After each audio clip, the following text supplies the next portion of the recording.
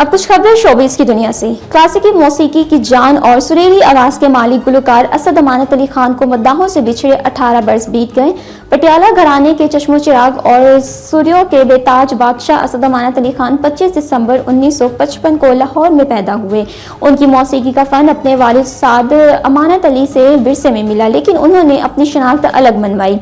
असद अमानत अली खान ने अपनी गायकी का आगाज 10 साल की उम्र से किया।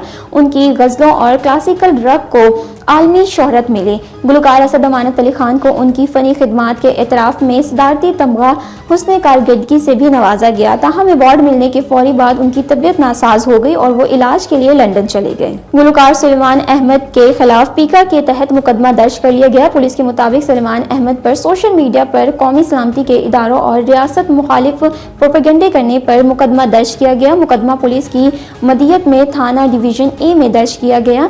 FIR के मतन के मुताबिक सलमान अहमद ने कौमी इदारों के खिलाफ सोशल मीडिया पर झूठा प्रोपेगेंडा किया और सोशल मीडिया पर नफरत अंगेज पोस्ट को वायरल किया।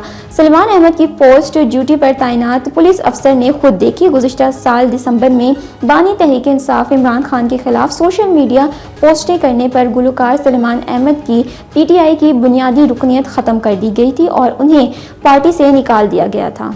बॉलीवुड स्टार सलमान खान के मद्दाह फिल्म सिकंदर की बॉक्स ऑफिस पर नाकामी के बाद उनके घर पहुंच गए। गुज़िश्ता दिनों ईद पर रिलीज होने वाली सलमान खान की फिल्म सिकंदर बॉक्स ऑफिस पर बुरी तरह नाकाम हो गई और फिल्म अब 100 करोड़ का हिस्सा भी अबूर ना कर सकी। फिल्म की नाकामी पर सलमान खान भी फिक्रमंद है। फिल्म फ्लॉप होने पर सलमान खान के मद्दाह भी उनसे मिलने उनके घर पहुंच गए, जहां उनकी 1 घंटा तवील मुलाकात हुई। ये मुलाकात गैलेक्सी अपार्टमेंट में 5 अप्रैल को हुई। भारतीय मीडिया रिपोर्ट्स के मुताबिक मीटिंग में सलमान और उनकी टीम भी मौजूद थी और मद्दाहों ने खुलकर सिकंदर पर नाराजगी का इजहार किया।